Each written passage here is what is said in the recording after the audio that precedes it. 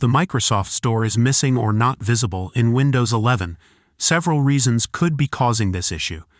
Like Windows Store service issues, the service responsible for running the Microsoft Store might be experiencing issues. It can also be caused by a corrupted user profile. A corrupted user profile can sometimes lead to issues with app visibility, so follow these procedures to address this Windows Store issue.